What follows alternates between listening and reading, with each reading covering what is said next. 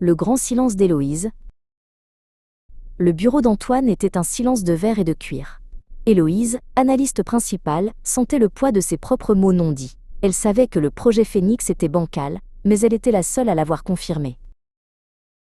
La tension dans la pièce vibrait. Antoine, directeur de l'innovation, parlait du Phénix comme d'une victoire acquise. Un succès retentissant avant même le lancement, grâce à nos équipes.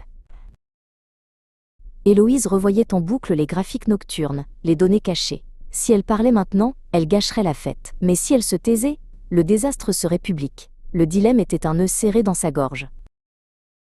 Antoine fit une pause, son regard perçant balayant la table. Il cherchait l'approbation, le hochement de tête. Héloïse sentit une poussée irrépressible, le besoin de corriger, de prévenir. C'est là qu'elle se rappela les paroles de sa grand-mère. Les mots sont des flèches. Ne tire que quand la cible est vraiment prête à la recevoir, que le vent est calme. Elle choisit de ne pas interrompre. Elle prit une gorgée d'eau, ralentit sa respiration, et laissa les mots « erreur de codage critique » se déposer sur le nuage de son silence. Antoine termina sa présentation avec un triomphe tranquille. Des questions?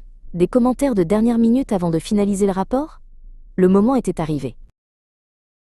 Héloïse leva la main. Ce n'était pas un geste impulsif, mais une décision. Le silence qui précéda sa prise de parole avait transformé l'urgence en autorité. Le Phénix s'envolera, dit-elle d'une voix mesurée, mais pas avant que nous ayons corrigé la faiblesse du système d'ancrage. C'est dans l'annexe B, page 42. Elle n'avait pas crié son savoir pour avoir raison, mais pour construire un succès réel. Le silence n'est pas l'absence de mots, c'est l'espace où la sagesse prend son élan, pour les lancer au bon endroit.